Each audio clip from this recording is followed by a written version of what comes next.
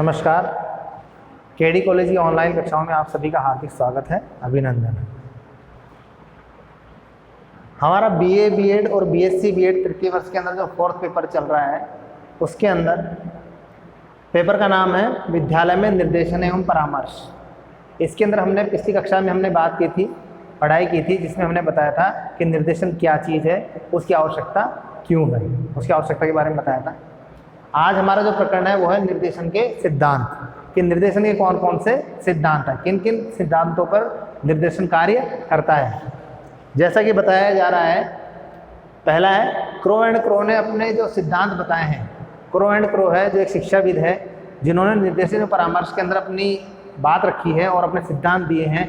Crow and crow ने निर्देशन के 14 सिद्धांत बताए हैं। उन्होंने 14 सिद्धांतों के अंदर ये सारे सिद्धांत बताए हैं कि किस प्रकार से निर्देशन करना चाहिए, किस प्रकार से व्यक्ति का निर्माण होना चाहिए, किस प्रकार से समन्वय होना चाहिए, किस प्रकार से व्यवस्थाएं बननी चाहिए। इसी प्रकार हम्फ्रीज तथा हैक्सलर ने निर्देशन के 7 सिद्धांत बताए हैं। इन्होंने जो ऊपर क्रो एंड क्रो ने 14 सिद्धांत बताए हैं, इन्होंने 14 सिद्धांतों में से कम करके 7 सिद्धांतों को इन्होंने अपनाया कि 7 सिद्धांतों के अंदर ही काम हो सकता है। इसके बाद में मिस्टर जोन्स ने निर्देशन के 5 सिद्धांत बताए हैं।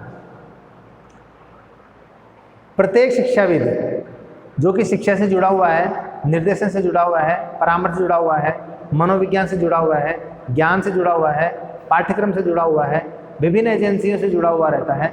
वो क्या है, प्रत्येक व्यक्ति जिसके मस्तिष्क में जो चीज़ आती है या जिस चीज़ से आसानी से कार्य किया जा सकता है, उन सिद्धांतों को अपनाते हुए कार्य करते हैं। इसी प्रकार क्रो एंड क्रो ने, हम्फ्रीज ने, हैक्सलर ने और जोन्स ने अपने अपने हिसाब से कि किस प्रकार से निर्देशन और परामर्श का कार्य हो सकता है, उसको अपनाने के लिए इन्होंने अपने अपने सिद्धांत दिए, अपनी अपनी विचारधाराएं दी, जिसके माध्यम से उन्होंने बताया कि किस प्रकार से निर्देशन का कार्य हो सकता है। इसी कड़ी के अंदर क्रो एंड क्रो ने 14 सिद्धांत दिए हैं, हैक्सलर ने 7 सिद्धांत दिए हैं और जोन्स ने 5 सिद्धांत दिए हैं। लेकिन इन सब सिद्धांतों को जब एकीकरण किया गया, इकट्ठा किया गया, उसके बाद में जब निचोड़ रूप में हम जो पढ़ रहे हैं, उसके अंदर निर्देशन के हमने 10 जो प्रमुख सिद्धांत हैं उनको सम्मिलित किया है कि ये जो सिद्धांत है 14 और 7 और 5, इन सब सिद्धांतों को मिलाने के बाद में इनका जो समन्वय होता है, कोऑर्डिनेशन होता है, उसके अंतर्गत इन सब चीज़ों को मिलाने के बाद में 10 सिद्धांत नजर आते हैं कि जिनके माध्यम से निर्देशन का कार्य आसानी से हो सकता है। इसमें पहला सिद्धांत है निर्देशन जीवन पर्यंत चलने वाली प्रक्रिया के रूप में है। निर्देशन जो होता है वो व्यक्ति के जन्म से लेकर मृत्यु पर्यंत तक चलने वाली प्रक्रिया के रूप में होता है। निर्देशन एक ऐसी चीज़ है जो बालक जब जन्म लेता है तो उसे प्रथम निर्देशन जो प्राप्त होता है वो घर के अंदर अपने जो बड़े भाई बहन हैं, माता पिता है, दादा दादी है, परिवार के जो सदस्य हैं, उनके द्वारा प्राप्त होता है।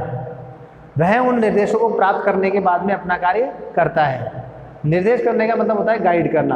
व्यक्ति को दिशा निर्देश दिया जाता है कि आप इस पथ पर चलेंगे, इस मार्ग पर चलेंगे तो आपको सुलभता होगी और आसानी से आपको यह मार्ग मिल जाएगा।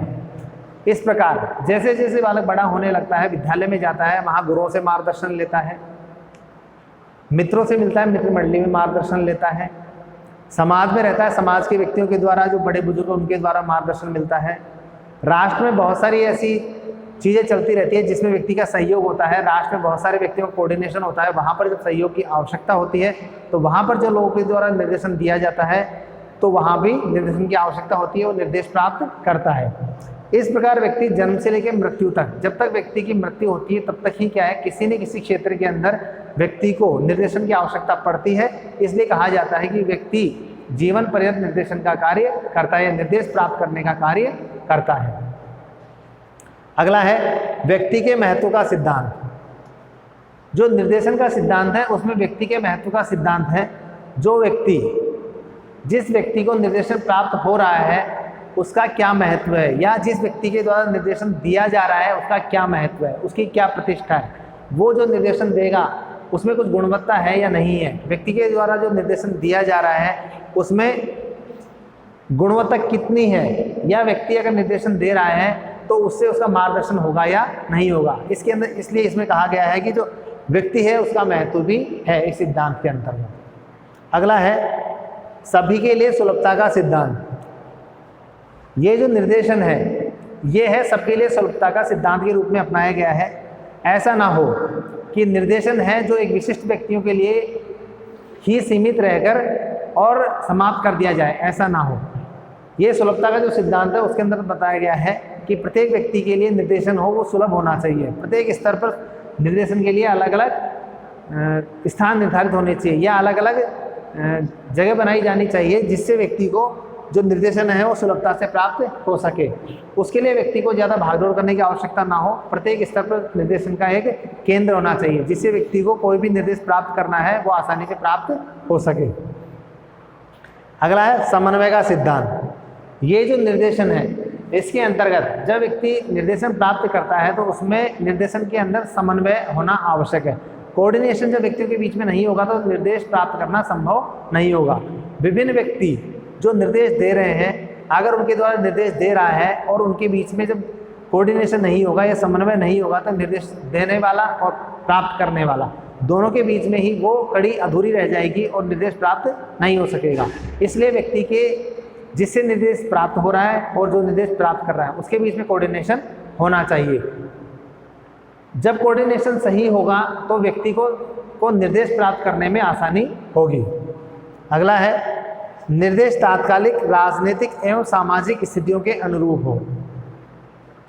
व्यक्ति समाज में रहता है, परिवार में रहता है, इस राष्ट्र के अंदर निवास करता है। व्यक्ति कहीं भी रहे, चाहे इस देश में रहे चाहे अन्य देश में रहे, परिवार में रहे, परिवार से दूर अन्यत्र कहीं कार्य करने के लिए व्यक्ति स्थापित हो रखा हो, लेकिन व्यक्ति को जो निर्देश प्राप्त हो रहा है वह तात्कालिक उसी समय की परिस्थितियों के अनुसार व्यक्ति को राजनीतिक स्थितियों के अनुसार की राजनीतिक स्थिति क्या बनी हुई है, किस प्रकार से व्यक्ति को कार्य करना चाहिए, समाज की क्या स्थिति है, समाज की स्थितियों के अनुरूप ही व्यक्ति को निर्देश प्राप्त करना चाहिए या निर्देश देने वाले को निर्देश देना चाहिए। जिसके माध्यम से व्यक्ति जब निर्देश प्राप्त करेगा तो व्यक्ति समाज में अच्छे रूप से अपना जीवन निर्वाह कर सकेगा। क्योंकि व्यक्ति को उस समय के तात्कालिक प्रभाव के आधार पर व्यक्ति को निर्देश प्राप्त हुआ है। जब व्यक्ति उस समय के हिसाब से तात्कालिक समय के हिसाब से व्यक्ति को निर्देश प्राप्त होगा, निर्देश प्राप्त करेगा तो वह व्यक्ति अन्य अपने जो संपर्क में आने वाले जो लोग हैं, मित्र हैं, समाज के जो लोग हैं उनको भी सही निर्देश दे सकेगा। निर्देश एक ऐसी प्रक्रिया है जिसके माध्यम से व्यक्ति कोई भी बड़े से बड़ा कार्य करने में सक्षम हो जाता है। फर्क इतना ही है कि व्यक्ति को जो निर्देश दिया जा रहा है वो सही दिया जा रहा है या गलत दिया जा रहा है। अगर व्यक्ति को सही मार्गदर्शन दिया जा रहा है, सही पथ प्रदर्शन किया जा रहा है व्यक्ति का, तो वह व्यक्ति सही ऊंचाइयों पर पहुंच जाता है या अपनी जो उपलब्धि उनको प्राप्त कर लेता है। इसलिए जो व्यक्ति को जो निर्देश दिया जा रहा है वो तात्कालिक उसी समय के अनुसार दिया जाना चाहिए। अगला है लचीलेपन का सिद्धांत। लचीलेपन के सिद्धांत के अंतर्गत बताया गया है जो व्यक्ति को निर्देश दिया जा रहा है वो ऐसा लचीलापन हो उसके अंदर कि एक बार जो निर्देश दे दिया गया है उसमें कोई परिवर्तन करना संभव ना हो, ऐसा ना हो। क्योंकि कई बार ऐसा होता है कि निर्देश देने के बाद में व्यक्ति उसी दिशा के अंदर कार्य करने लगता है और जो सीमाएं बनाई गई है या जो नियम बनाए गए हैं उन्हीं में व्यक्ति कार्य करता है, उससे हटकर कार्य करने की कोशिश नहीं करता है।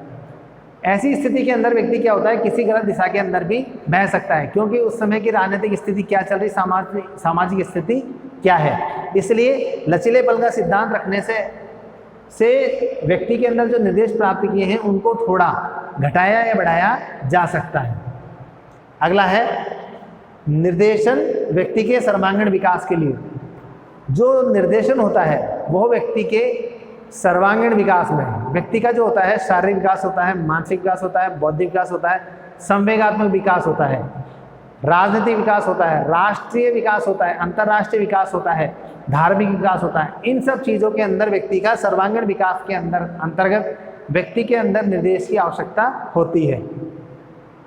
व्यक्ति को अगर स्वयं का शारीरिक विकास करना है तो व्यक्ति को योग के माध्यम से करना पड़ेगा या जो शारीरिक जो शिक्षा है उसके माध्यम से व्यक्ति अपना शारीरिक विकास करने में सक्षम होगा, या व्यक्ति को शरीर से संबंधित जो निर्देश देगा उसके अंतर्गत व्यक्ति को अपना शारीरिक विकास करने में सक्षमता प्राप्त होगी। उसी प्रकार मानसिक विकास, व्यक्ति को जो मानसिक विकास करने के लिए बहुत सारे कार्य करवाएगा, इस प्रकार के कार्य करवाएगा जिससे व्यक्ति का मानसिक विकास हो, तो उस क्षेत्र में भी निर्देश की आवश्यकता पड़ेगी।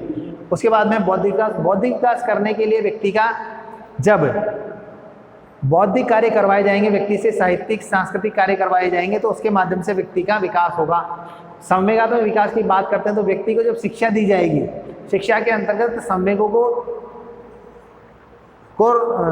केंद्रित करना या संवेगों को अपने हिसाब से नियंत्रित रखना। अगर संवेगों की अधिकता होगी तो भी नुकसान होगा और कम होगी तो भी नुकसान होगा, क्योंकि संवेगों की अधिकता से व्यक्ति के अंदर क्रोध की भावना उत्पन्न हो जाती है और बहुत सारे विकार उत्पन्न हो सकते हैं। और अगर संवेगों की मात्रा कम होगी तो व्यक्ति के अंदर वो भाव उत्पन्न नहीं हो सकेंगे, जिसके कारण व्यक्ति उन्नति करना चाहता है। इस प्रकार व्यक्ति में निर्देशन का जो प्रभाव है वो सर्वांगीण विकास के लिए भी आवश्यक है। अगला है व्यक्तिगत विभिन्नताओं का सिद्धांत।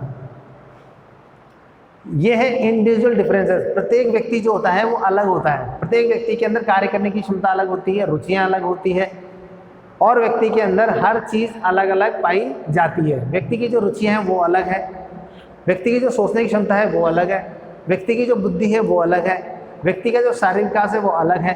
प्रत्येक व्यक्ति के अंदर कुछ न कुछ विभिन्नता पाई जाती है और प्रत्येक व्यक्ति हर व्यक्ति से एक अलग होता है। प्रत्येक व्यक्ति के अंदर कुछ अच्छाई होती है, प्रत्येक व्यक्ति के अंदर कुछ बुराई हो सकती है। तो व्यक्तिगत जो विभिन्नता है उसके आधार पर ही व्यक्ति को निर्देशन देना चाहिए। व्यक्ति का ध्यान रखना चाहिए कि अमुक व्यक्ति की शारीरिक स्थिति ये है, बौद्धिक स्थिति ये है, मानसिक स्थिति ये है, इसके संवेगों का इतना विकास हुआ है, उसके माध्यम से ही व्यक्ति को व्यक्तिगत विभिन्नता के आधार पर ही निर्देश देना चाहिए। ऐसा ना हो कि प्रत्येक व्यक्ति को एक ही दिशा में या एक ही प्रकार से निर्देशित कर दिया जाए। अगर व्यक्ति को एक ही प्रकार से निर्देशित किया जाएगा तो उसका कुप्रभाव देखने को मिलेगा। इसलिए प्रत्येक व्यक्ति के स्तर के अनुसार ही व्यक्ति को व्यक्तिगत विभिन्नता के आधार पर ही व्यक्ति को निर्देशित करना चाहिए। अगला है नैतिकता गोपनीयता का सिद्धांत।